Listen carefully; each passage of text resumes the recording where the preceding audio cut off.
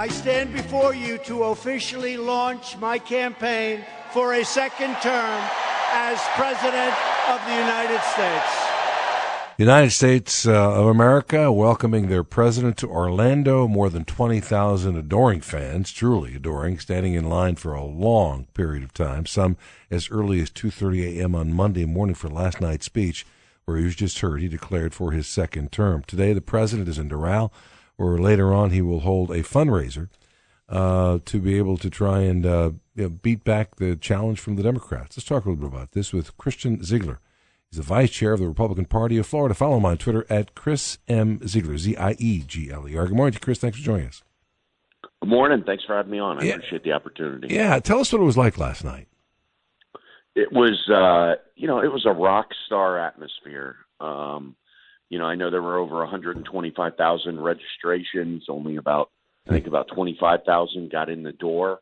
Only about, this is something that we've never seen in politics, the level of energy and excitement and the star status that we have. And it's really mobilizing the grassroots, and it was on full display last night. Right. Christian, those on the left will tout the polls in Florida that shows the president down to the Democratic field individually, like Joe Biden and Elizabeth Warren, et cetera, but it's so early in the process. And what they don't measure is enthusiasm. Those 20,000 people, or 125,000 people, are voting for certain, are they not? Well, they're not just voting for certain. It's another step. It's even more of a deeper step than that. It's those 25,000 people, they're eager and motivated to go work.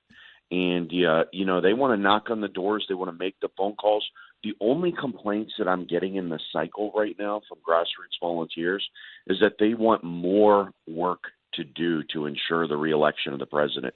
That's something that I can't say I've ever seen in a campaign. Typically, it fires up, a couple months before, maybe 6 months before Election Day, and the headquarters opens up and people get involved. We're a year and a half out, and people are begging for instruction on what they can do to help the president get reelected. That is going to pay off. And to go back to the polls, let's remember on Election Day in 2016, right, the New York Times gave Hillary Clinton a 92% chance to win on Election Day. And that obviously did not pan out. No, it didn't. We had a pollster who was a local guy who went on one of the networks with a piece of glass and a hammer a few days before the election, saying, we're going to break the glass ceiling. It's a pollster. Hillary Clinton was going to be the first woman. Everyone was overconfident. Oh, everyone relied on the polls, and everyone, leveraged them for their own interest to generate a narrative. And that's exactly what's going on this cycle. And I'm okay with it because as long as the Trump voters turn out, we're going to win big. Yeah, that's another element for this. But there's no doubt that they will turn out big. We know that their enthusiasm is extreme.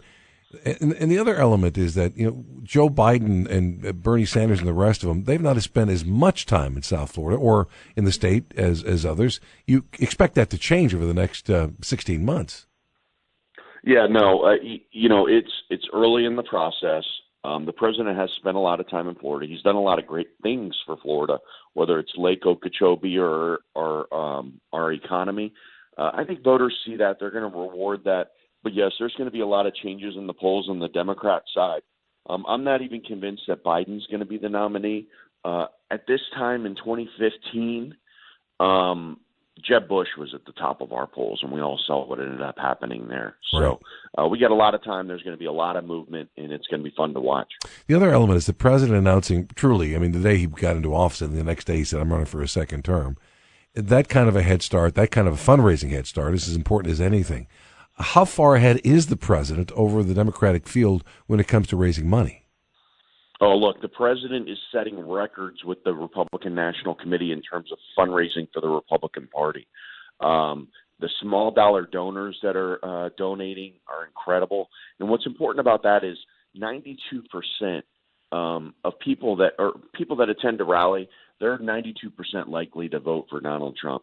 If you donate money, I think it's like 97 or 98% that you're going to end up voting for that candidate that you donated money to. So we have a lot of small dollar donors. I think that goes totally unreported in the media, is just the records that the president's setting. in terms of total fundraising and small dollar fundraising. And, the Democrat Party, they're in trouble. They're in debt. They really don't have any money right now.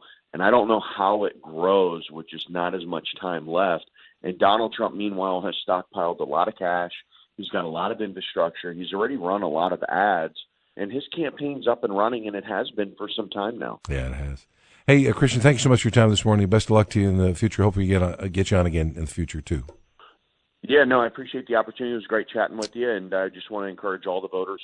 We need your help in the Republican Party. Donald Trump needs you to get involved. He will not win on his own this cycle. We need to give him that ground support and fight for him in 2020. All right, thanks, Christian. We'll talk to you again soon. Take care now. Thank you.